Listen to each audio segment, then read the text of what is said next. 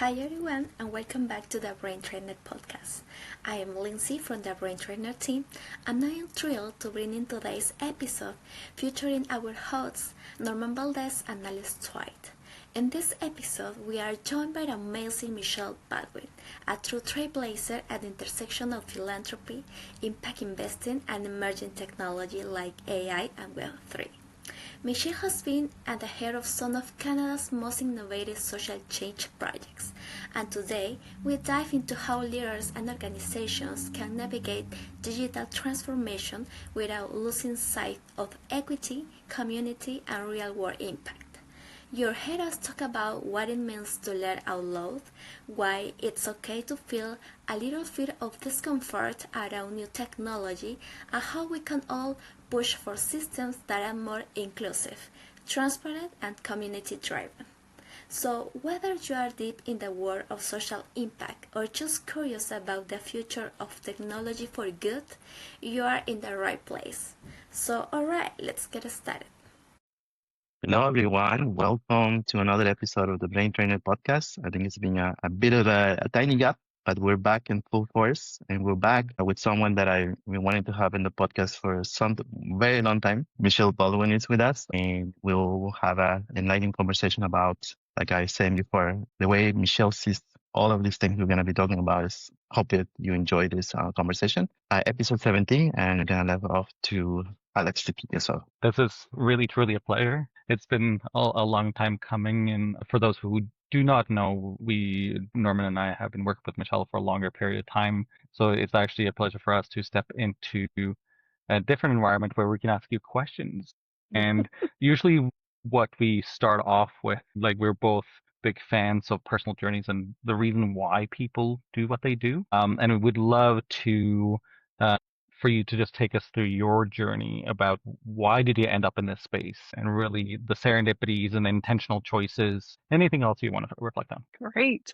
Well, I'm super jazzed to be with both of you and have deep respect for you and the podcast. So thanks for having me. So how I came to be sitting here would be maybe just a sense of curiosity of learning new things in new spaces. And yeah, the people in my life often say, like, you're always just kind of digging into places where not a lot of people are going yet. And obviously you two are there, and we're hoping that lots of people are going to be here.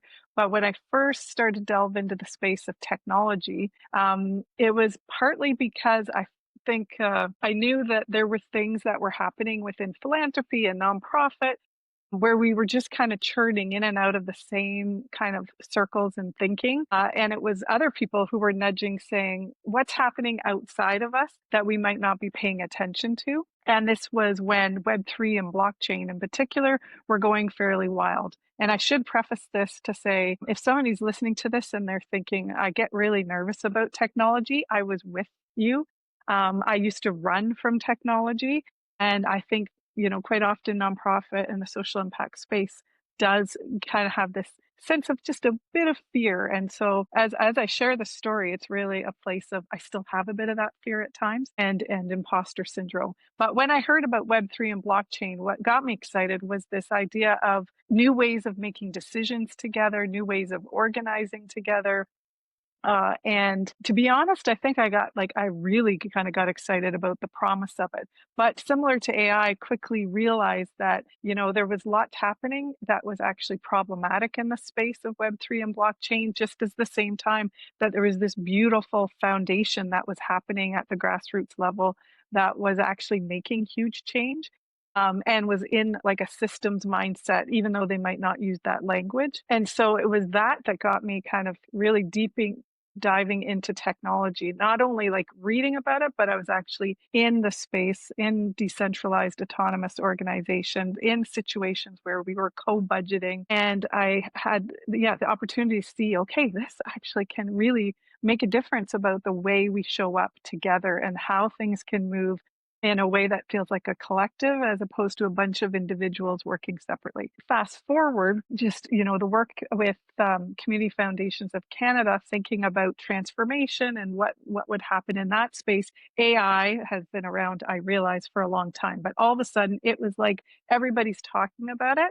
And there was this opportunity to think about, like, in a networked approach, how could we look at technology in a more networked approach? And so while I felt like in the Web3 blockchain, there was a block actually, and people feeling like they could even come to be part of that. And it was almost like, okay, how do we step back and look at emerging technologies as a whole? And AI, if that's where people want to meet us at, and if that's where the curiosity and the willingness is, let's build the conversation about that. Because right now we're talking about AI, but who knows what we'll be talking about related to emerging technologies down the road.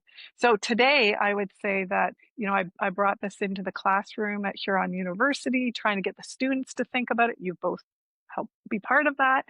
And just like every corner of that I'm in, I'm trying to bring these conversations in, because I feel like there's an opportunity for that both and conversation, to borrow from tech stewardship. There's a huge possibility, but there's also challenges and a whole critical discourse that's required, that we need to get into. So I'm curious about like applied learning and like the action, but I also get caught up in some of the philosophical pieces, often with the two of you. Oh my God, Michelle, there's so much you just said that I want to reply and build on, and I just don't know what.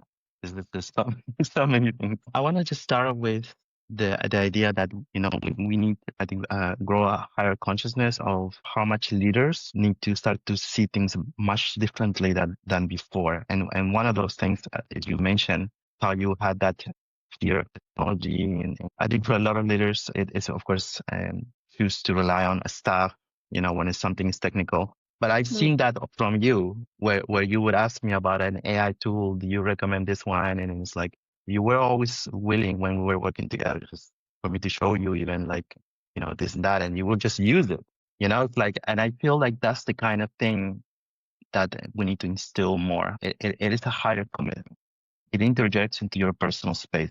You sacrifice a lot of hours and times to be in extra meetings and having to do more work essentially in a world that is very complicated. And so I want to build on that to say that I also feel like thinking about needing to be inclusive and needing to do things, ways of saying that need to be modified. When you were mentioning about like DAO, for example, because like, for example, at BrainTrainr right now, I'm looking to ensure that our governance model, it's decentralized and it's transparent, it's community based, and try to find the ways in which that sense of working together, working as a collective, working as a community needs to happen more. And I guess I'm not asking really a question, but if you have any further reflections about this shift that we're living in today, that when I even look at international frameworks, there is definitely a sense that we're fighting all realities of the world that are not sustainable, that need to change, that we need to see things much differently than before.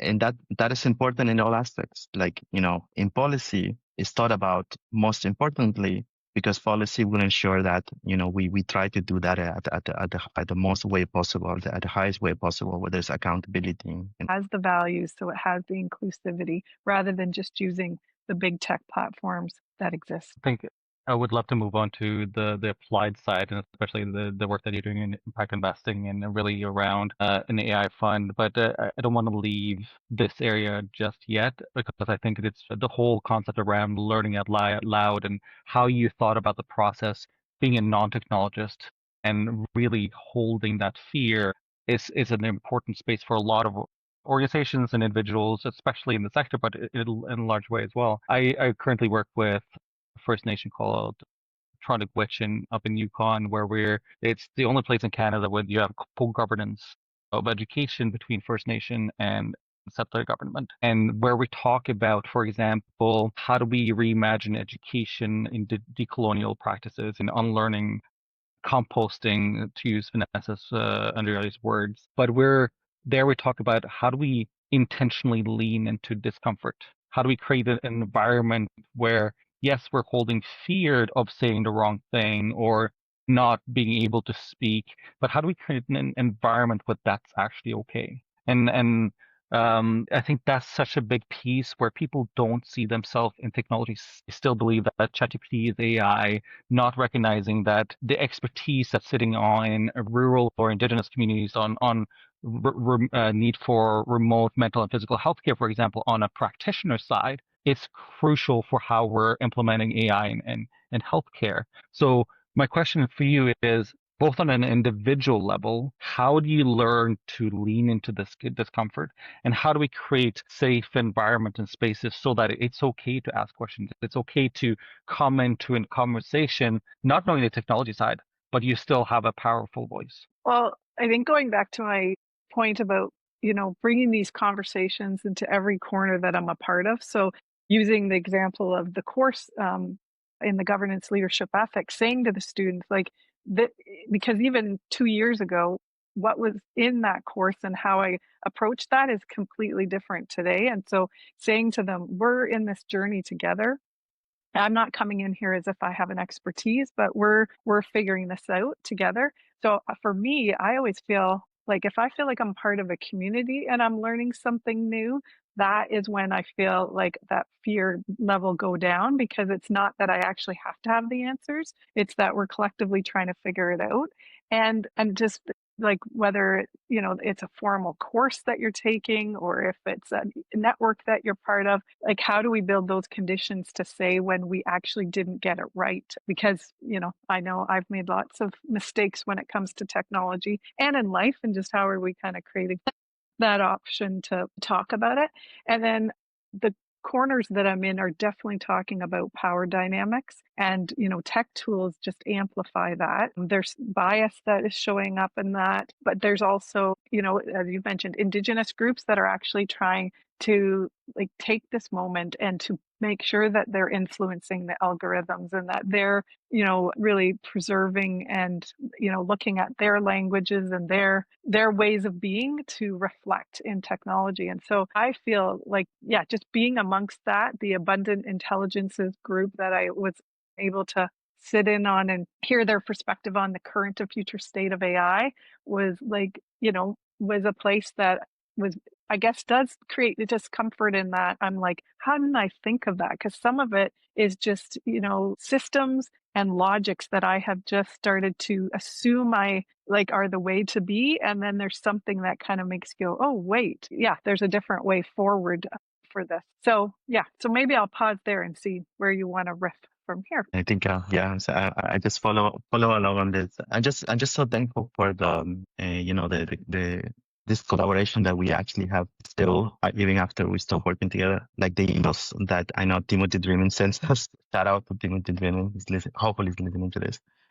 And if it just going back on like, or going into like, what is like highest concern for you when it comes to this reality that we live in now? Because for me, it's very much based on the dangers that it brings for big tech to consolidate so much power, and in how, we need to understand those things, because that can out of itself lead to further exclusion of not just people, but also human values that are usually excluded. I just want to like, for me, that's so important right now, right? Like all the stuff that I've been posting recently around the current task force 30-day sprint that the government has put out, and Alex and others raised the voice about like how we need to ensure that we get this right now, because it's a transformational technology, and it involves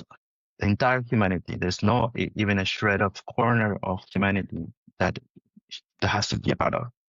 Mm-hmm. And so like, so I all of that, I see that, like as my thing that somebody else is like, that is the thing that I think I will highlight for myself out of all the issues. One of the most I want to think about.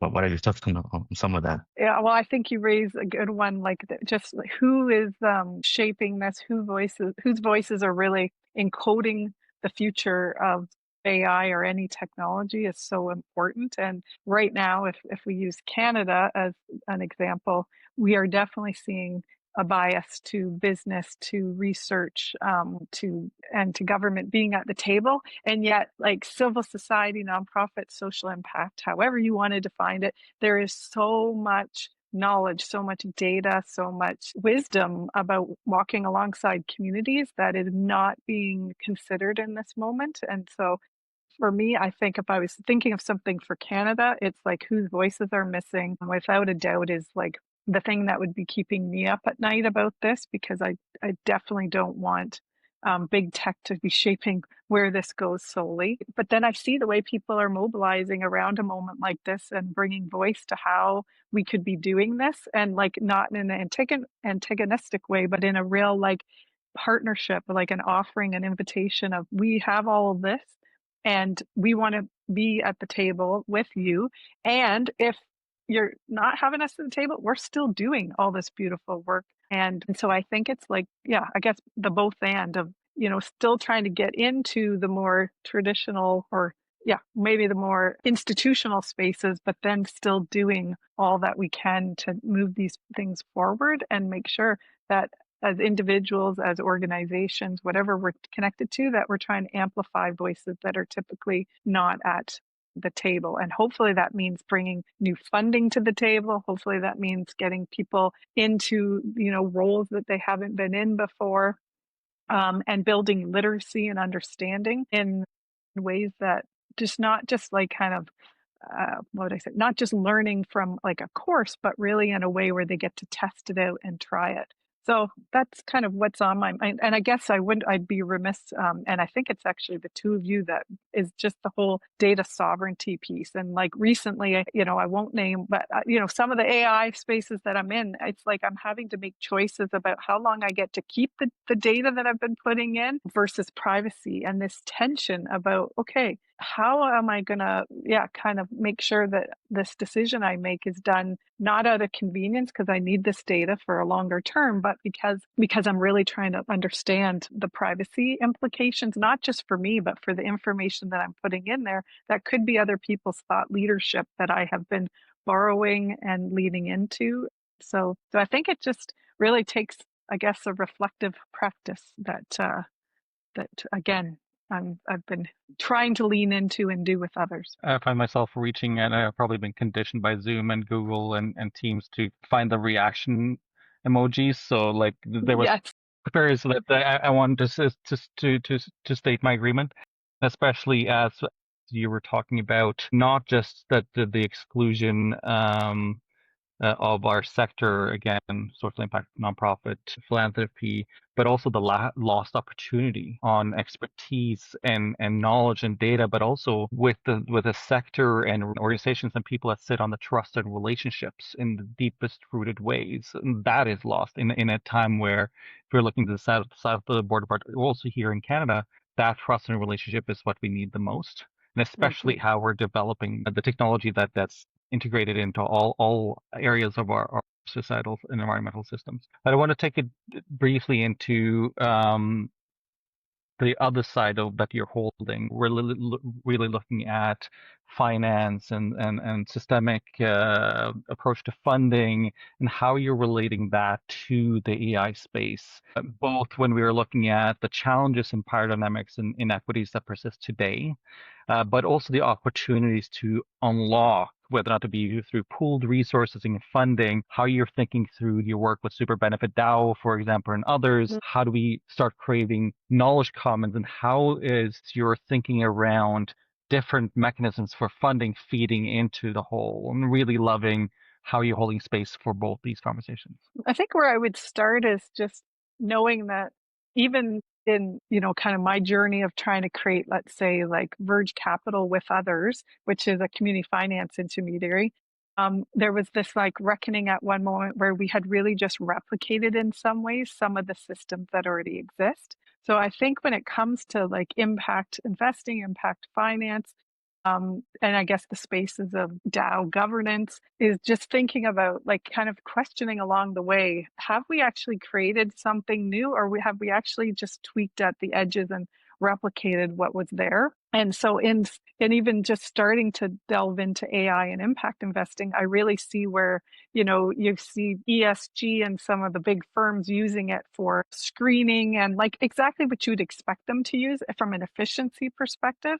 But I'm excited about what's possible for us to be using it to think about how could it, if we really were thinking through the screening and just the ways that we're coming at this, that we're actually counteracting those intuitions and logics that we just tend to do over and over, because we have like resource constraints in all these different spaces, the digital literacy piece as a challenge, the privacy, just making sure that all those, that we're thinking about those kind of dual tracks of not just replicating the traditional path, but the systems, I guess, or maybe just to simplify it, making sure it's community led and that they're part of the process. So in impact investing, that could be like where they're helping to design the technology in the way that that we're using it.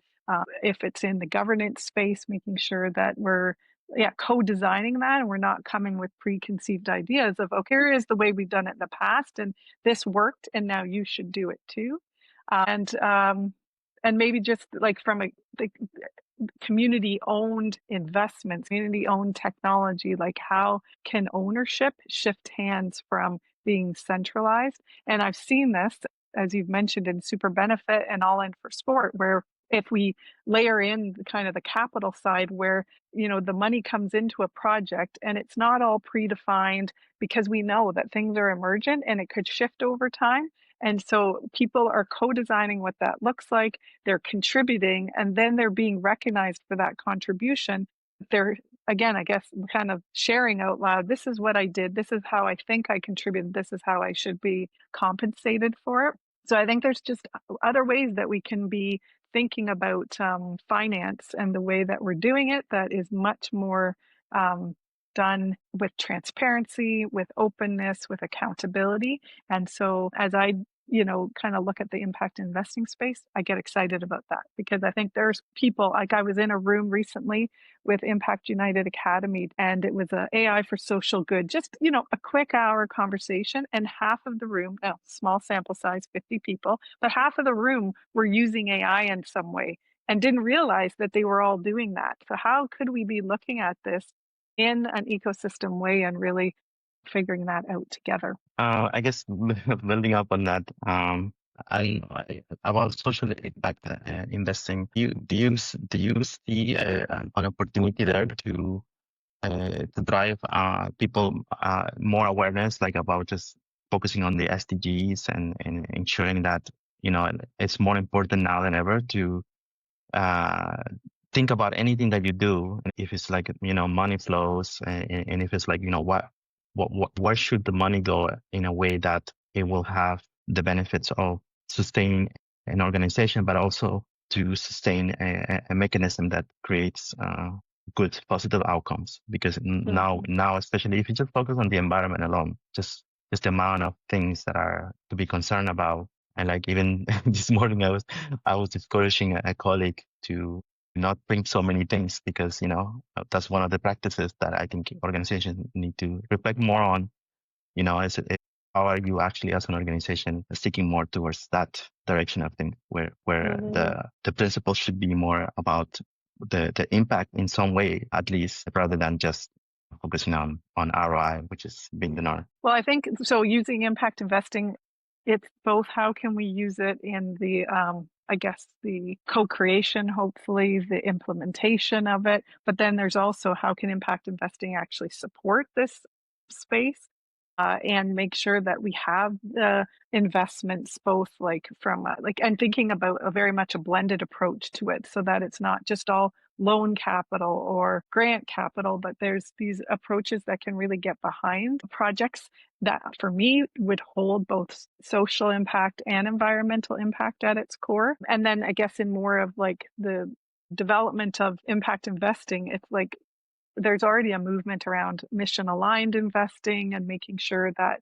all of your assets are put to good use. And so there's many ways that we could be thinking about this in that context. So it could be predictive analytics, it could be you thinking about it in the spirit of the climate screening and gender screening and policy advocacy. How are we using it in that particular work? I think like we can get really specific about impact investing, but for me, it's like how can we shift the system and think of alternative economic models? And how can AI help us on that journey? And then how are we investing in the emerging technology space in ways that hold many of the values that we've covered here today around like who's getting the funding and how is there flexibility with it? How are we not replicating existing systems? Yeah, and just briefly resting on that for a bit when you talked about transparency in funding and capital, I want to give a shout out to Mutual Systems that does a lot of work around how do we use AI to both diagnose, populate, and analyze systems for purposes of funding intervention methods or mechanisms for funding. And they're working with TransCap initiative that have just done a recent post that's really, really fascinating. But as you explore how it's both how we can use the technology but also how do we really invite that transparency into looking at and exploring inequities and mismatches vis-a-vis community needs. And I love that approach. I want to ask, looking ahead, I don't know if you've heard or you've definitely heard about the 6 degrees of separation, and there's been I love a video from Potassium. I'll try and link that in the podcast notes, but they talk about that 6 degrees of separation and what they call hubs or super connectors, that it can really leapfrog so that one person here who in Canada who has a connection across the world can be a super connector in terms of unlocking and the potential to unlock. In your opinion, when we're looking at how do we evolve this work to be more inclusive, to really unlock its potential on a community impact first, what are some of the bottlenecks or potential catalysts that you see to unlock that shift that really shepherds us forward and steers us forward into a new era of impact, leveraging technology in the right way?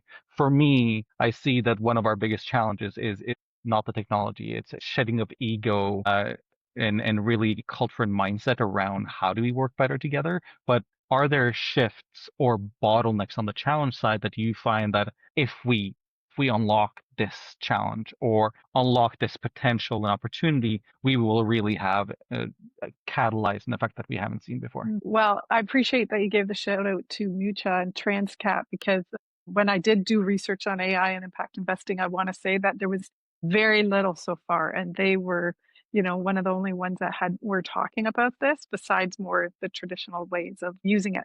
But to your question, maybe what I'm noticing is that the conversation now is about polarity quite often. And I love the book called Collaborating with the Enemy from Adam Kahane, and he's just written a second edition. And I think in order for us to really step into these moments of a huge socio-technical transition like this, we have to be able to bridge between worlds. And even when I first started into the DAO space, I think I even had this very naive sense that we were going to be able to create new things without having to bridge to existing institutions. And that's just not realistic, is that we're going to be working with existing government, and we're going to have to work with big tech possibly, and we're going to be working with nonprofits and philanthropy, which can also have ego. And so, like, how are we going to work within these spaces and try to work across difference and not try to simplify things, but stay in the complexity and try to see the connection? And I think,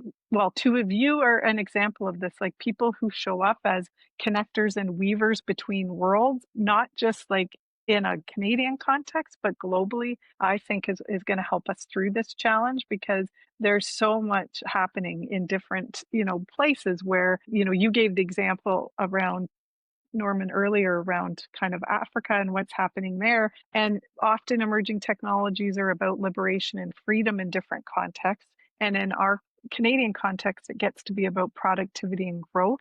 And so I get excited when we can be in other spaces where we actually see it coming right back to relationships, humanity, community, and getting away from kind of like institutional thinking, scaling growth, because even that shows up in the corners of the social impact world, sometimes from ourselves, but also sometimes as an expectation from those who are funding it. And so, yeah, how can we really challenge those expectations and get right back down to relational connectivity and humanity, and always putting nature and environment at the core as well, because the planet also matters to all of Yeah. us in terms of our own thriving and flourishing. And I really feel like something's afoot here where that's just starting to not be in the forefront. And within AI, even as an example, not shying away from that conversation, but let's have the conversation about what this means. As you're closing, we just have two reflections and then we'll close. But yeah, my last question is usually trying to get to the to the essence of you, what we can get from you, as Michelle was saying earlier. You champion a lot of things in philanthropy, in community innovation, impact investing, in technology, exactly. I wanted to get your perspective about how do you see the future or of our sector unfolding right now, like the social impact sector. And then from that, what do you aspire that needs to be realized or fundamentally, if you had to pick the one thing that needs to be fundamentally changed for this ideal future, the Michelle way that you envision, what is that, and what be prioritized right now to get there? Well, okay, I'll borrow a quote I heard Zita Cobb from Surefast share on a CBC interview recently, who I understand Mary Rowe from Canadian Urban Institute talks a lot about this, but I think it's the connective tissue, like horizontally, and like, yeah, just if I kind of, they were using in Surefast a cauliflower, but for me, Sarah Wolf recently was using water, but I'm just thinking about that flow between all the receptors in this network and how are we connecting the dots. And I know you're both doing incredible work to do that, because I think some of my family members and friends who have fear about AI, or they're having to have debates without necessarily having a ton of background in it, are asking me, like, how do I have this conversation? And I'm started to share all these links, and they're like, all of that is going on in Canada, even just like there is so much. And so, like, how can we collectively start to lift that up and tell those stories and make sure that people are aware of that and they can access that when they do get into those kitchen table conversations where they feel stuck and they just know there's a niggly. But it's not about being right or wrong. It's really about trying to figure out how can we be in dialogue about this and figure our way through it in the messiness and suspend assumptions, because that's the invitation from Vanessa Andreotti. And I can say this, but I know there's been some case studies where I'm reading them and I'm trying to be like, how do I stay open to this?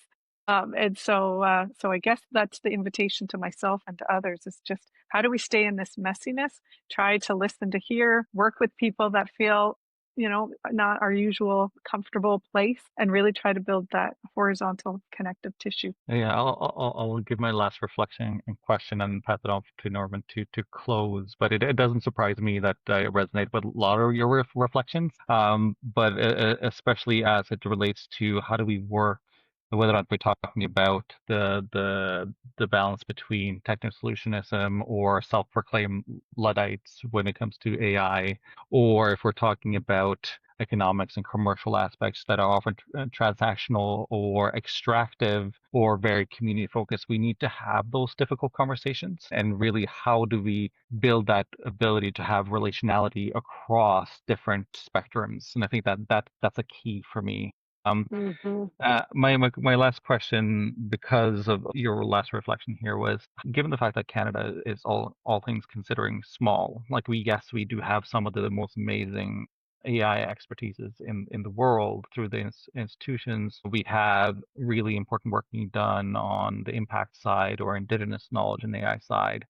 How do we plant the seeds and grow that collaboration potential internationally? Because to your point, there's a lot of amazing things. I just spoke she's since resigned, but she led UN Women for 18 years. She's putting together a position paper for United Nations around Indigenous communities, organizations, and AI. And when I started talking about what is happening on the Indigenous front here, and this is an example, we see that in other communities as well, is Lindsay Chartrand's Indigenous Pathfinder Program, MILA. It's recognized by UNESCO as unique in the world. The work Michael Running Wolf is doing around reclaiming Indigenous languages that has so much ties, not just to reclaiming languages, but to culture and identity. Or as we just learned, Norman and I, at the Indigenous gathering in Montreal, it has complete ties to reduction, for quite drastic reduction in youth suicide rates. So there's so many things happening, and if we're looking at data sovereignty, OCAP, there's so many different ways to lead. How do we plant the seeds and move actionable towards international collaboration, knowing that Canada is small? Well, I think I feel like there's this race that's happening globally, and that's where like lifting up and amplifying new voices and all the work that's happening in Canada, like with this, of course, we have amazing research and, the business and government side, but really trying to lift up this collective work that's happening around Indigenous AI or social impact more broadly. I think trying to get that out will start to bridge into places where people are doing that globally, and we'll be able to, and that's already happening, but how can we really lift that up? And I guess just, making sure that we're telling the real stories. Because even in this, I'm realizing like I'm a huge fan of the Montreal AI Ethics Institute, but I also feel like even myself, I would like to know and talk to the people who are doing this like day to day, people on the ground that are building an actual product, as opposed to talking about like, I want to be part of the ecosystem conversation, but I think we could use more storytelling, both in Canada and globally, of people who are doing this very much at that ground level. And I know some of the stories, and that's when you feel really excited. I just met a woman in New York it's the AI social worker. And I'm like, how did you, I was in a cafe in my local community here in Canada, and I met her sister, and her sister's like, heard me talking about AI and said, I need you to meet my sister.